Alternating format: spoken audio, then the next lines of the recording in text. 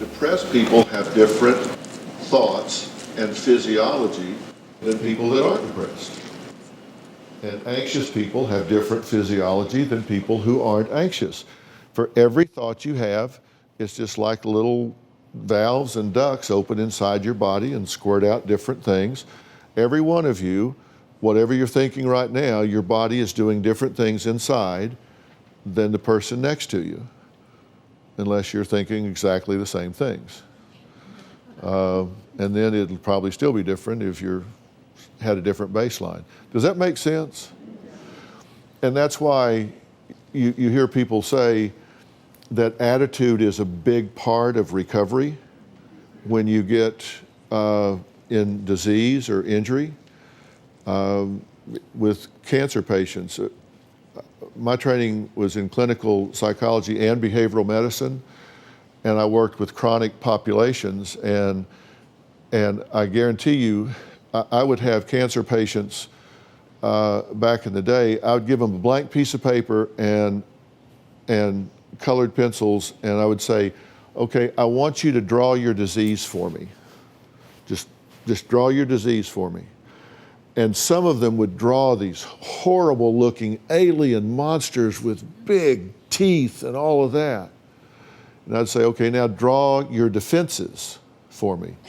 And they would draw a pill, just a little circle. Other people, I would say, draw your disease for me, and they would draw a little cell that maybe had a ragged edge. And I would say, now draw your defenses for me.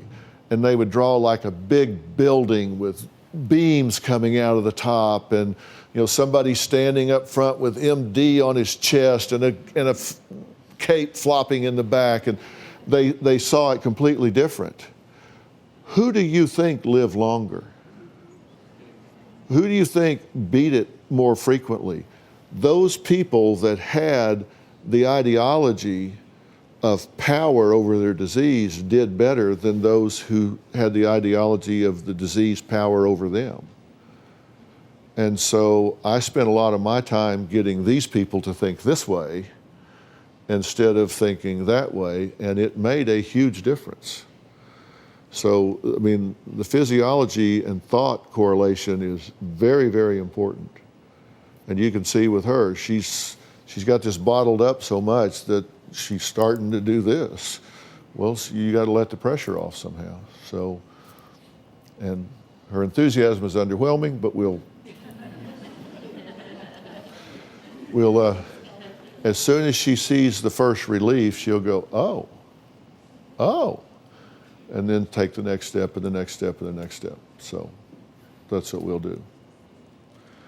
See, I don't just play a doctor on TV.